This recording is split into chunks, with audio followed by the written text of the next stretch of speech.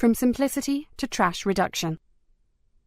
As we simplified, I found guidance in Elaine St. James's books on simplicity and revisited Laura Ingalls Wilder's Little House collection. These books inspired us to further evaluate our daily activities. We disconnected the television and cancelled catalogue and magazine subscriptions. Without TV and shopping taking up so much of our time, we now had time to educate ourselves on the environmental issues that had been on our periphery. We read books such as Natural Capitalism, Cradle to Cradle, and In Defense of Food, and through Netflix we watched documentaries such as Earth and Home that depicted homeless polar bears and confused fish. We learned about the far-reaching implications of unhealthy diets and irresponsible consumption. We started to understand for the first time not only how profoundly endangered our planet is, but also how our careless, everyday decisions were making matters worse for our world and the world we'd leave behind for our kids. We were using the car extensively, packing lunches in disposable plastic bags, drinking bottled water, dispensing paper towels and tissues liberally, and using countless toxic products to clean the house and care for our bodies.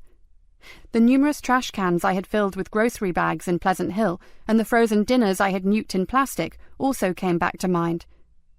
I realized that as we enjoyed all the trappings of the American dream, what thoughtless citizens and consumers we had become. How did we get so disconnected from the impact of our actions? Or were we ever connected? What were we teaching our boys, Max and Leo? On the other hand, what we learned brought tears to our eyes and made us angry for having been in the dark so long.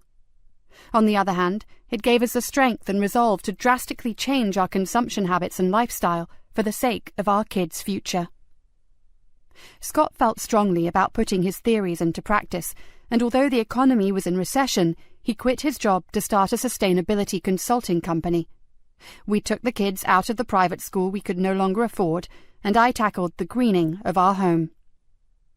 With the newfound knowledge that recycling was not the answer to our environmental crisis and that plastics were devastating our oceans, we switched from disposable to reusable water bottles and shopping bags. All it took was remembering to bring them along when needed. Easy. I then started shopping at health food stores and realized that the selection of local and organic produce was worth the extra $1 and that wasteful packaging could be avoided altogether by shopping the bulk section. So I adopted laundry mesh bags for produce and sewed cloth bags out of an old sheet to transport bulk. I designed them in a way that would eliminate the need for disposable ties. As I accrued a collection of empty bottles and storage jars, I slowly reduced our consumption of packaged goods and soon had a pantry stocked with bulk. You might even say that I became addicted to shopping in bulk, driving far distances within the Bay Area searching for suppliers. I sewed a dozen kitchen towels from the same old sheet and, with the purchase of microfiber cloths, broke our paper towel habit. Scott started a compost pile in the backyard, and I enrolled in botany classes to learn about uses for the wild plants we spotted on our local hikes.